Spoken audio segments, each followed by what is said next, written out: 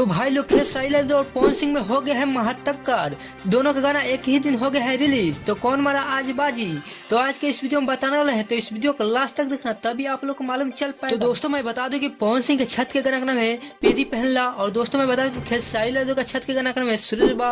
और दोस्तों दोनों का गाना रिलीज हो गया है। और दोस्तों मैं खेसारी लाल का गाना की बात करूँ तो खेसारी लाल का गाना बहुत ही जबरदस्त है।